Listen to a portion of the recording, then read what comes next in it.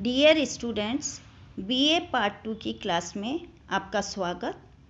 BA part 2 के first paper में हम आज लोकतंत्र की भूमिका में पिछले लेक्चर की निरंतरता में नौकरशाही की भूमिका, नौकरशाही के सामान्य दोष एवं दोषों को दूर करने के उपाय के बारे में पढ़ेंगे, चर्चा करेंगे। समाज में व्यवस्था बनाए रखने, उसे एकता के सूत्र में आबद्ध रखने और विकास को गति देने में प्रशासन तंत्र अर्थात नौकरशाही अत्यंत महत्वपूर्ण भूमिका निभाती है। यह प्रोफेसर डॉनहम के विचारों से भी व्यक्त होता है। प्रोफेसर डॉनहम के अनुसार यदि हमारी सभ्यता का अंत हुआ तो इसके लिए प्रशासन की असफलता मुख्य रूप से उत्तरदायी होगी। नौकरशाही की भूमिका की चर्चा हम कुछ एक इस प्रकार से विभिन्न बिंदुओं के अंतर्गत करेंगे। नंबर 1, योजना के निर्माण में महत्वपूर्ण योगदान। नौकरशाही के अधिकारी जब तक देश की योजना को बनाने के लिए आंकड़ों और सूचनाओं का संकलन नहीं करेंगे, तब तक किसी भी योजना को अंतिम रूप नहीं दिया जा सकता है। योजनाओं का महत्व न केवल आर्थिक दृष्टि से है, बल्कि उनमें भावी प्रशासनिक नीतियों और कार्यक्रमों का विवरण भी देखने को मिलता है। योजना के इस प्रशासनिक पक्ष की पूर्व तैयारी पूर्ण रूप से किस पर निर्भर रहती है? पूर्ण रूप से नौकरशाही के सहयोग पर निर्भर करती है। नौकरशाही की एक जो महत्वपूर्ण भूमिका है वो है नीतियों के निर्माण में सहायक भूमिका। सभी लोकतंत्रीय देशों में देश के शासन की नीतियों का निर्माण राजनीतिज्ञों द्वारा किया जाता है। नीति निर्माण का ये कार्य राजनेताओं द्वारा अन्य रूप से नहीं किया जाता, बल्कि इस प्रक्रिया में वे नौकरशाही के सहयोग पर निर्भर करते हैं।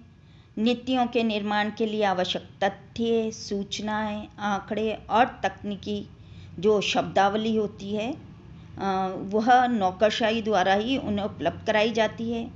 तकनीकी विषयों पर नीति निर्माण व विधि के निरूपण हेतु तो वो पूरी तरह से विशेषज्ञों पर निर्भर करते हैं। एक और जो नौकरशाही की भूमिका है वह नीतियों और योजनाओं के निष्पादन में है। सरकार द्वारा निर्धारित नीतियों और उसके द्वारा विनिर्मित योजनाओं के निष्पादन अथवा कार्यान्वयन का मूल दायित्व नौकरशाही पर है। देश को आर्थिक विकास के मार्ग पर अग्रसर करने के लिए यह आवश्यक होता है कि योजनाओं और नीतियों का निष्पादन नौकरशाही द्वारा पूर्णतः प्रभावी तरीके और निष्ठा से किया जाए। नियमों की व्याख्या में नौकरशाही की भूमिका। प्रदत्त विधान के अंतर्गत आज नौकरशाही को नियम निर्माण की व्यापक शक्तियां व्यवस्थापिका द्वारा स्वीकृत की जाती हैं। अपने इस अधिकार के अंतर्गत नौकरशाही विभिन्न अधिनियमों के क्रियान्वयन से पूर्व व्यापक नियम बनाती है और ज़रूरत पड़ती है तो उन नियमों की व्याख्या करती है। सामाजिक परिवर्तन और आधुनिकीकरण की प्रेरक में भूमिका। बदलती हुई सामाजिक परिस्थितियों, सामाजिक मूल्यों और आवश्यकताओं को पहचान कर उसके अनुरूप आधुनिक समाज का निर्माण करना नौकरशाही का प्रमुख दायित्व है। आज जब विभिन्न कार्य सरकार ने अपने हाथ में ले लिए, तब समाज के समस्त वर्गों के हितों का संरक्षण, अभिवर्धन और उन्नयन का दायित्व नौकरशाही को वहन करना है। विधियों का प्रारूप निर्माण। समस्त लोकतांत्रिक सरकारें कानून बनाने के लिए उसके प्रारूप के निर्माण हेतु नौकरशाही में कार्यरत विधि विशेषज्ञों पर निर्भर करती हैं। अधीनस्थ कार्मिकों पर नियंत्रण नौकरशाही के द्वारा किया जाता है। नौकरशाही के उच्चाधिकारी न केवल राजनेताओं के प्रमुख परामर्शदाता होते हैं, बल्कि प्रशासन की अधीनस्थ इकाइयों में कार्यरत अधिकारियों और कर्मचारियों पर वे नियंत्रण भी करते हैं। किसी भी विभाग की नीतियों का क्रियान्वयन मुख्यालय से लेकर उस विभाग के निम्नतर स्तर पर कार्यरत कर्मचारियोयों की कुशलता, योग्यता, दक्षता और निष्ठा पर निर्भर करता है। प्रतिद्वंदी हितों के बीच कुशल समन्वय के रूप में नौकरशाही की महत्वपूर्ण भूमिका है। नौकरशाही समाज में परिव्याप्त अनेक प्रतिद्वंदी हितों में कुशलता से समन्वय बैठाती है। भारत जैसे उदार किस्म के लोकतांत्रिक देश में पूंजीवादी और समाजवादी हितों के बीच संतुलन बैठाने का चुनौतीपूर्ण कार्य नौकरशाही संपन्न करती है। प्रशासकीय न्यायाधिकरण का संचालन। वर्तमान युग में सरकार में कार्यरत कर्मचारियों के सेवा विषयक विवादों के समाधान के लिए पृथक प्रशासकीय न्यायाधिकरणों की स्थापना की गई है। इन न्यायाधिकरणों में कार्मिक विवादों को प्रारंभिक रूप से सुना जाता है। नियामकीय और विकास कार्यों का निष्पादन में भी नौकरशाही की भूमिका है। भारतवर्ष में नौकरशाही पर न केवल देश में कानून और व्यवस्था बनाए रखने तथा राजस्व एकत्र करने जैसे नियामकीय कार्यों का दायित्व अपितु विभिन्न योजनाओं द्वारा उत्पन्न जो चुनौतियां हैं उसके परिणाम स्वरूप विकास के बहुमुखी जो कार्य हैं या जो लक्ष्य हैं उनको बढ़ाने का उत्तरदायित्व या प्राप्त करने का उत्तरदायित्व भी नौकरशाही पर है। संविधान में परिकल्पित आदर्शों का क्रियान्वयन। किसी भी देश की नौकरशाही पर यह दायित्व होता है कि वे शासन और प्रशासन संबंधी कार्यों का संचालन संविधान की सीमाओं में रहते हुए उसके प्रावधानों के अनुसार करे।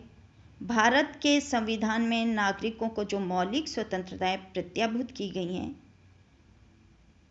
उन्हें वास्तव में नागरिकों को उपलब्ध करवाना नौकरशाही का एक गंभीर दायित्व माना जाता है। नौकरशाही के इन विभिन्न भूमिकाओं को ज्ञात होने के बाद, चर्चा करने के बाद कुछ एक नौकरशाही के दोष भी हैं। हमारी शासन प्रणाली में नौकरशाही की जो शक्ति अत्यधिक बढ़ गई है, चाहे वह प्रशासन से संबंधित हो, विधान से संबंधित हो या वित्त व्यवस्था से।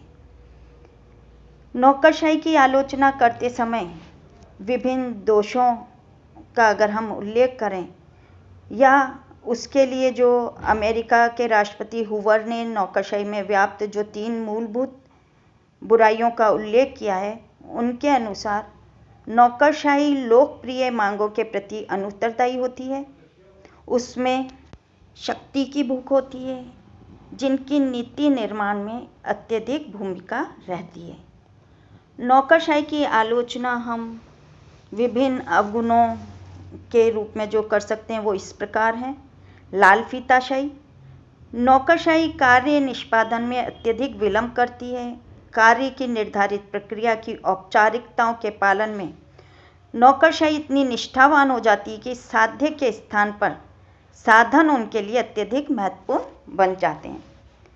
दूसरी जो आलोचना की जाती है कि जनसाधारण की मांगों की उपेक्षा, वह लोकहित की संरक्षक मानी जाती है और केवल उसी के द्वारा जनता के सही हितों की पहचान की जा सकती है। नौकरशाही आमतौर पर जनमत की उपेक्षा करते हुए कार्य करती है। नौकरशाही के अधिकारी जनता की अपेक्षाओं की तुलना में कार्य की तकनीक पर अधिक ध्यान देते हैं। शक्ति की लालसा। ऐसा भी कहा जाता है कि नौकरशाह शक्ति के भूखे व प्रेमी होते हैं और अपनी इस इच्छा की पूर्ति के लिए वे लोकहित की किसी सीमा तक उपेक्षा करने में भी नहीं चूकते हैं। अनावश्यक विस्तार की प्रवृत्ति होती है नौकरशाही में। पार्किंसन ने अपने अनुसंधानों के द्वारा विश्लेषण किया कि नौकरशाही के अधिकारियों तथा कर्मचारियों में अतिरिक्त कार्य पैदा करने की प्रवृत्ति पाई जाती है। विभागवाद की प्रवृत्ति होती है। प्रत्येक विभाग केवल अपने ही हित और विभाग पर ध्यान केंद्रित रखता है।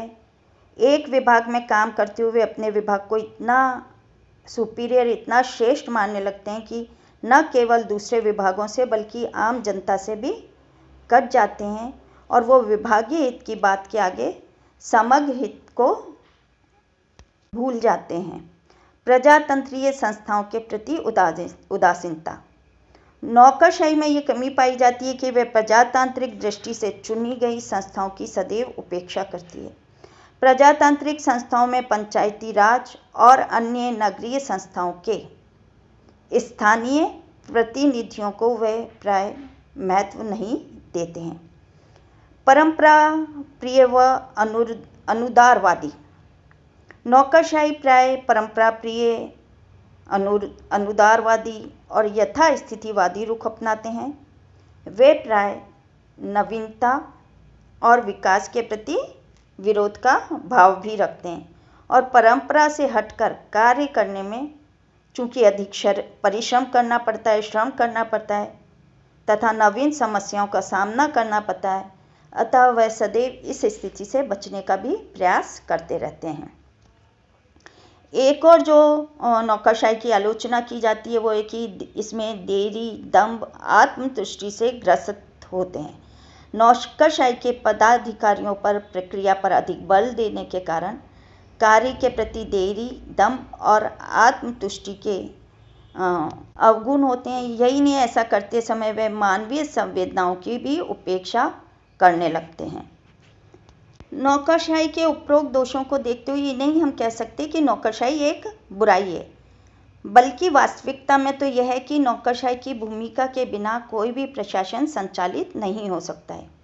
नौकरशाही योग्य, कुशल, प्रशिक्षित और विशेषज्ञ व्यक्तियों का समूह होता है जो जटिल से जटिल समस्याओं के समाधान में सक्षम होती है। नौकरशाही के महत्व को जानते, पहचानते, समझते हुए विभिन्न विद्वानों ने यह भी कहा है कि नौकरशाही के दोषों को दूर करने के उपायों पर ध्यान दिया जाना चाहिए और सामान्यतः नौकरशाही के दोषों को दूर करने के हम विभिन्न उपाय जो हैं उसकी चर्चा करेंगे। राजनीति का विकास। नौकरशाही के कार्यों का आधार राजनीति द्वारा ही प्रदान किया जाता है तथा राजनीतिज्ञ ही नौकरशाही पर नियंत्रण रखने के दायित्व का निर्वहन करते हैं। अनेक अवसरों पर, मौक़ों पर राजनीति नीतियों का निर्धारण स्पष्ट रूप से नहीं कर पाती है, जिसके फलस्वरूप नौकरशाही अपनी विशेषताओं के बल पर मनमाने तरीके से नीति का क्रियान्वयन करने लगती है।